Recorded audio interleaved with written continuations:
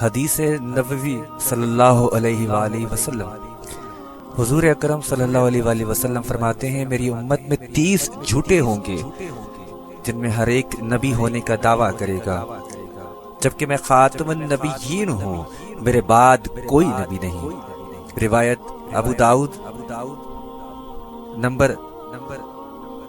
4252۔ آج کی اس ریکارڈنگ کا مقصد محترم جناب زویب سہروردی صاحب جو کہ لاہور سے وابستہ ہیں، انہوں نے مجھے ایک چیز بھیجی جس میں ذکر تھا کہ قادیانیوں کا قرآن آ گیا ہے، خدا را پلے سٹور پہ جا کے اسے رپورٹ کیجئے۔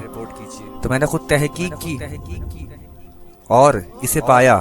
آپ سب پلے سٹور پہ جا کر لکھ سکتے ہیں دا ہولی قرآن عربک/انگلش، تو چوتھے نمبر پر جس کی ریٹنگ ابھی 4.3 ہے اور بہت تیزی سے یہ قرآن پھیل رہا ہے، اسے شائع کیا گیا ہے۔ اس کا ترجمہ تبدیل ہے، جیسے کہ ہم سب قرآن پڑھتے ہیں جس میں اللہ کے نبی کا آخری ہونے کا ذکر بارہا جگہ آیا ہے، آپ سب جانتے ہیں۔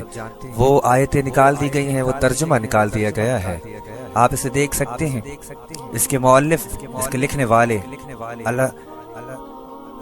احمدیہ مسلم کمیونٹی والے ہیں، اور یہ بہت تیزی سے اس قرآن کی، جھوٹے قرآن کی ترویج کر رہے ہیں۔ میرے دوستوں، آج وہ وقت ہے، جتنا جلد ہو سکے اس ریکارڈنگ کو پھیلائیے، اپنے دوستوں کو سینڈ کیجئے۔ اللہ اس کے رسول کے واسطے، میں آپ کو اللہ اس کے رسول کا واسطہ دیتا ہوں، اس چیز کو روکیے۔ کم سے کم آپ اتنا تو کر سکتے ہیں، ایک دفعہ جا کر اسے رپورٹ کر سکتے ہیں، یہاں پر کمنٹ کر سکتے ہیں کہ مسلمانوں یہ ہمارا قرآن نہیں۔ آپ چاہے سنی ہیں، آپ بریلوی ہیں، آپ دیوبندی ہیں، آپ اہل حدیث ہیں، آپ سب جانتے ہیں قادیانی کون ہیں۔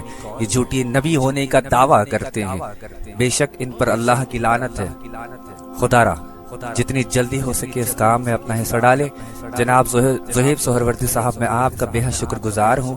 اللہ تعالیٰ آپ سب کا حامی و ناصر ہو کہ کل قیامت کے روز جب اللہ سوال کرے گا کہ تم نے دین کے لیے کیا کیا، ہو سکتا ہے آپ کی یہ نیکی کام آ جائے، آپ کھڑے ہو کے کہہ سکیں کہ یا اللہ، ہم نے آپ کے دین کے لیے، آپ کے حبیب کے لیے آواز اٹھائی تھی، ہم